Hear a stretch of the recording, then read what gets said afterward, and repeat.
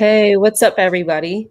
We're going to give it a few minutes, but we're here today to discuss knowing your rights in Massachusetts as a consumer and knowing your growing rights. So, thank you, everybody, for joining us today. And we're just going to give you a few minutes to settle in and come into the room. Really excited to talk with you today. And I have my team member, Bird, on here as well, too. Bird, if you want to say a shout out to everybody. How's it going? How's everybody doing today? Um, Yeah, really excited. I feel like there's been a lot of attention, going on for like our businesses. And as consumers, I get asked a lot of questions about your rights. Like people have questions about just like consuming in public and the driving and laws around that. So I'm really excited to be able to speak with people today on that and making sure people know their rights because the war on drugs is still continuing, arrests are still going on, and we want to make sure that people know their rights and know how to respond if dealing with police and knowing their rights in Massachusetts and making sure to let other people know their rights as well too. So if people are unaware, like the war on drugs, again, is still continuing, and the racial disparities on cannabis arrests are really, really separate. So for our Black consumers, we have like 4 times to 114 times higher for cannabis arrests versus white consumers across the state of Massachusetts. So today we're going to be getting into a little discussion around, the war on drugs and what this is looking like in our communities. So thank you, and make sure to drop in the comments like any questions or feedback. We're really, really excited to be talking with you guys today. And a little bit about us, if you are unfamiliar with us, we've been around since 2017, and MRCC is a BIPOC woman and queer founded and cooperatively ran nonprofit. As of the end of 2020, we became certified through the U.S. Federation of Worker Cooperatives. So woohoo, really excited about that. And our focus and our mission is to educate consumers and public health safety and advocate for restorative justice for our communities that have been disproportionately impacted by the war on drugs. So really thank you to all of you. We've been around, we've been able to be in service to our communities, and really we're excited to keep doing that work. And through that, our lobbying work for this year, our real focus is around ending the war on drugs. We also have this month the Social Equity Fund, and grants and loan forgiveness is a part of that MRCC kicked off the conversation for about 3 years ago with our co-founders. That original bill for the Social Equity Fund was written by Kamani Jefferson, one of our co-founders and former lobbyist.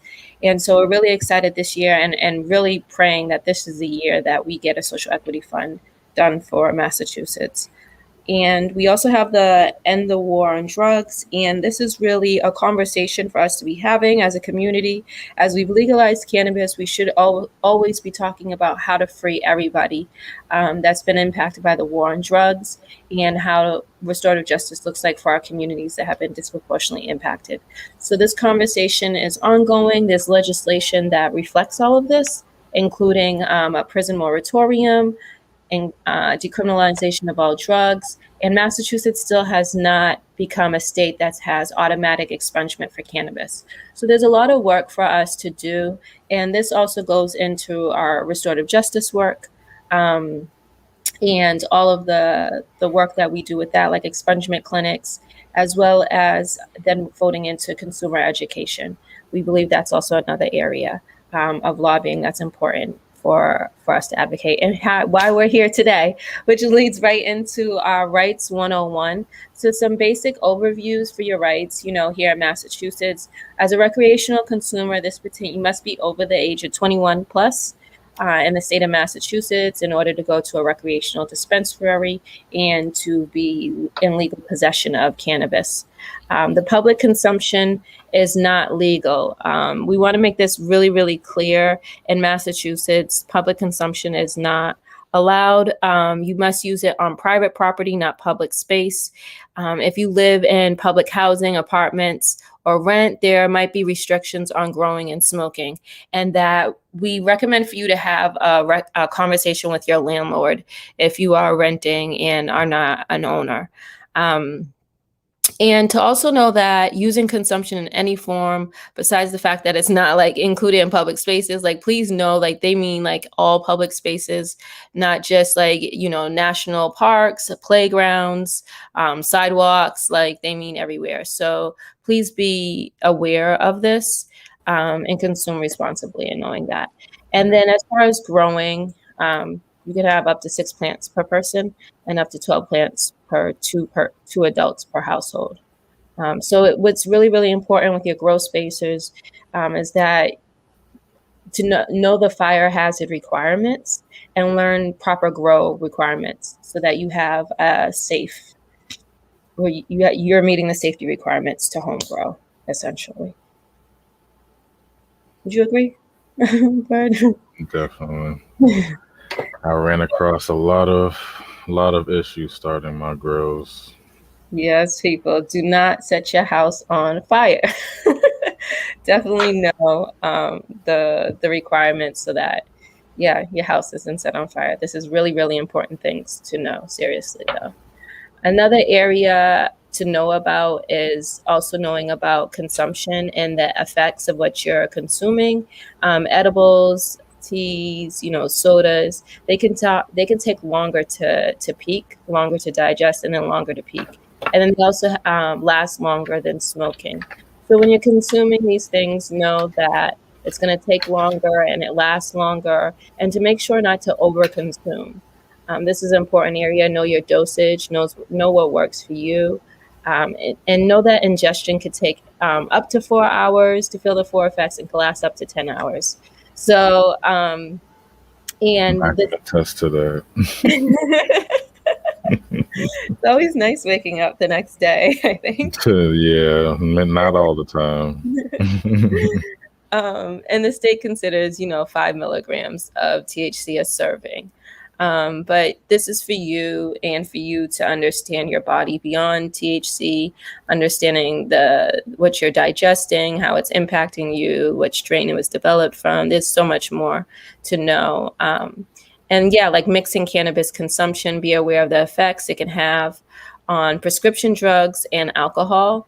Know these two things interact and can interfere with one another. So if you're, using prescription drugs, make sure to speak to a doctor on how cannabis can possibly interact with the prescribed medicine. And as well as like alcohol consumption, please see someone, a group or service in regards to that and mixing it. Because one is a depressant and one, it literally gives you a high, right? So you're mixing two different substances that have two different effects upon your body. And it can feel topsy-turvy mixing those two things together. So do not advise it, consume responsibly, and make sure to seek support as you're consuming. Of course, driving under the influence, it can result in criminal charges. Please know this. So if you plan on getting behind the wheel, wait to get home before consuming. And then for youth safety, if you have cannabis in your home, lock it up. Make sure it's out of reach, out of sight of children. Have a conversation with them. And so these are like the basic responsible things to do with our youth, and really having as much as a meaningful conversation with them as possible. And if in discovery with your youth that the kids that there's any consumption or anything, we advise for you to seek professional support in that area where there's community discussions going on parental conversations with their kids as well. Definitely. And also, just to add on to that, this is definitely very important now, since like all the packaging resembles like candy, and it has sort of similarities to name brands like Skittles and stuff of that nature and Rinse. So Yeah, definitely put up those bags, because kids don't know the difference. you're right about that. Good catch. That is a good point to have.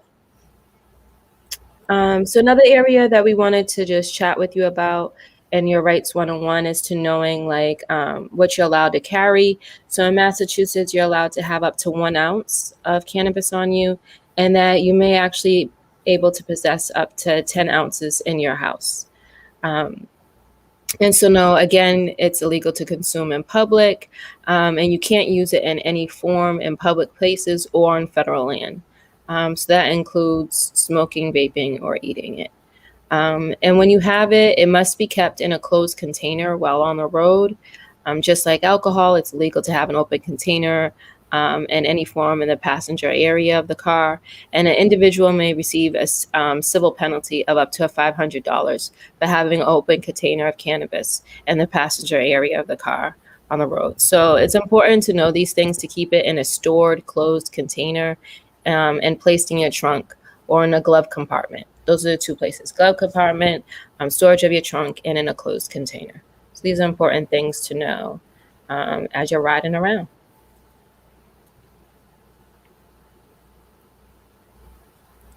Some other things to know while riding around with your weed is to know do not cross state lines. It's illegal to cross state lines with cannabis. It's also against the law to transport it on a plane, train, boat, or other modes of transportation outside Massachusetts. So we want you to know that. You also cannot mail it. You cannot send cannabis by mail, even to states and countries where cannabis use is legal. So we want to make that clear to you. Doesn't matter if it's from here to Cali, that's federal, and now that is a federal charge. So do not mail cannabis. Do not try that out. Also, lock it up. If you have more than 1 ounce of cannabis in your home, it must be locked in a secured place. And in fact, it's best to keep locked away, in childproof packaging if you do have young ones, and to keep pets safe as well too. So pet lovers, your pets can get into things. Make sure to keep it safe, and children can be really curious. So make sure to be responsible and use childproof containers for your packaging while at home. And they Yeah. have this on the market. Yes, they do.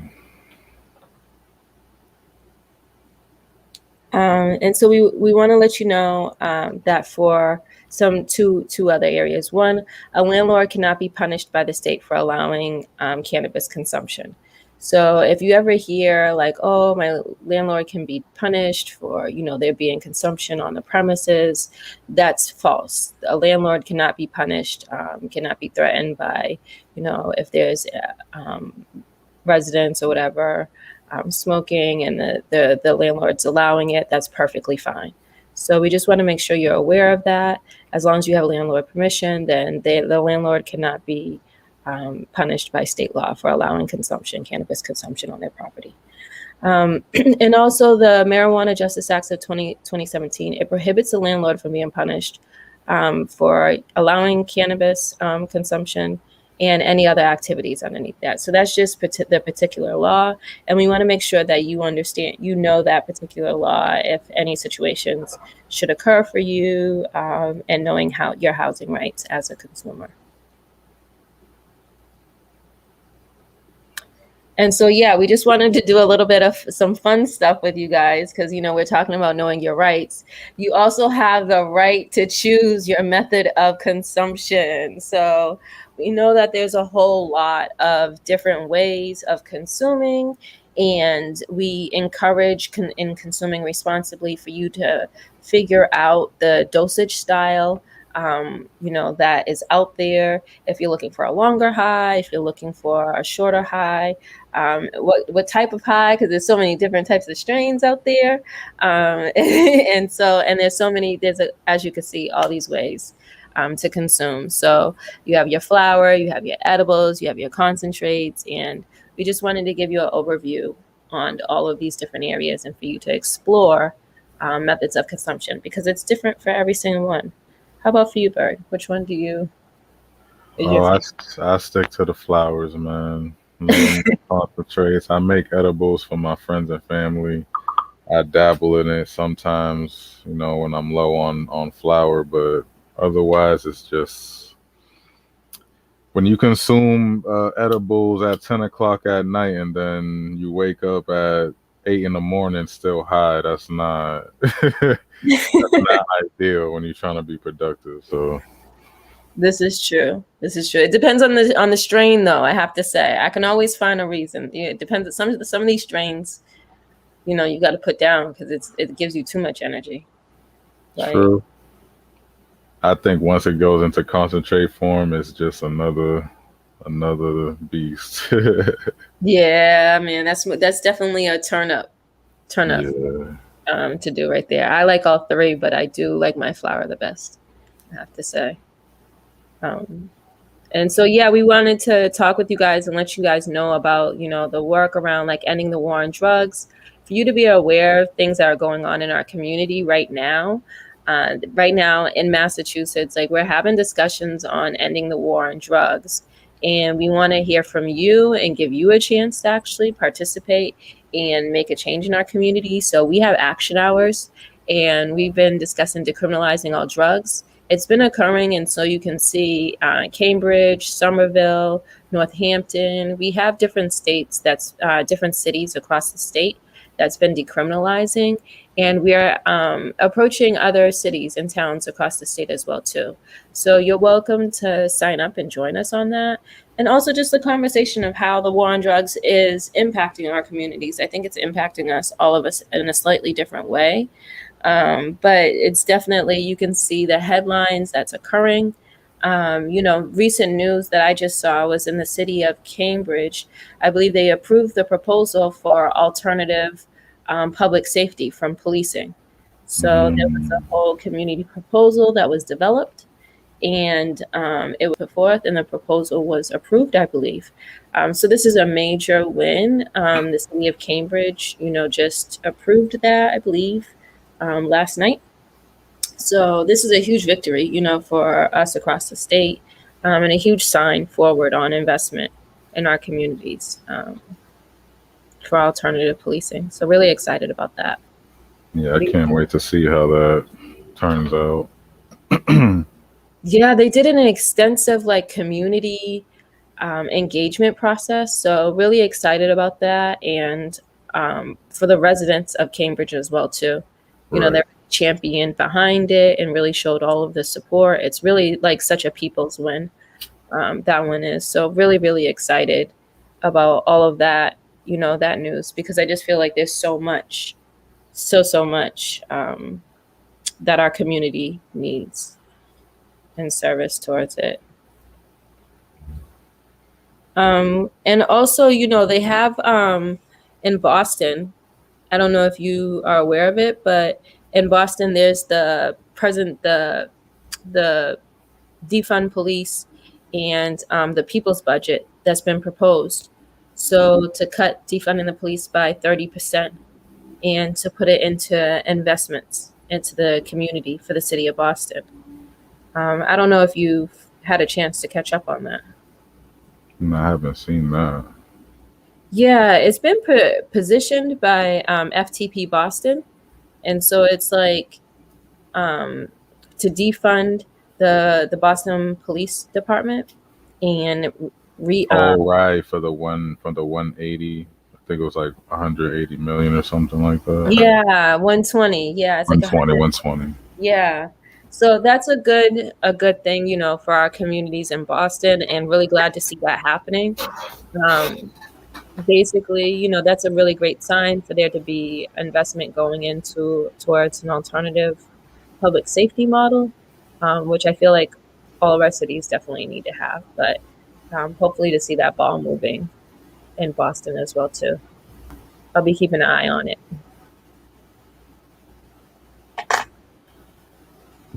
Um, and I think that, do you have any other comments? I really want to just give it like a shout out to our 5K that we have, and wanted to also let people know about our Around the Roots next week. So tune in. Definitely. So the 5K, what day are we launching 5K? We have the 5K going on every Tuesday at 6 o'clock. We'll be going live, right? And then the 5K link, is that what you're asking for, Bird? No, the start of the 5K is the last week of June. Yeah. But it's virtual and people can sign up now. And every Tuesday at 6 o'clock, we'll do a live feature and talk to everybody. It'll be dope. We're excited. Definitely. Thanks for pulling this up, Bird. Yeah, if you haven't checked out the website, please do.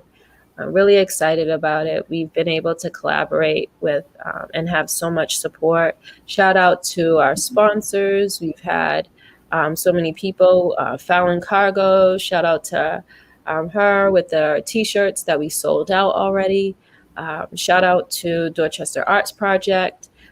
Shout out to, who else do we have? MCR Labs, where we did our Growing Our Communities event. What else do we have? Resonate, Theory Wellness, DJ Cakewalk, Ride for Black Lives Boston. There's so many good supporters out there. So shout out to our sponsors. We really appreciate all of you and the support that you get you give to MRCC and our community so we can stay in service. Oh yeah, and shout out to the Mensing group. Shout out to them as well too. I think we got everybody in there for shout outs. And if you haven't signed up, please make sure to go to Restore, bit.ly, Restore 5K 2021. Actually, I believe that's bit.ly/Restore 5K Run 2021. And that will bring you right here to this website. And you can see all of our weekly events and sign up for our Restore Our Communities 5K fundraiser. It's free to sign up and register. And you can see, join the community, join the run for all of us that are running, and raise awareness. We intentionally made it free so that people can register and really to just help promote awareness around restorative justice and ending the war on drugs. We feel that there needs to be much more awareness for our consumers and our communities that have been disproportionately impacted and continue to be disproportionately impacted by the war on drugs. So be sure to join in, and we have some really fun things coming up. And yeah, stay tuned. Definitely. And also for those who are not hip to our Patreon, we do have a Patreon, and we are taking members from $5 to upwards of 3,500.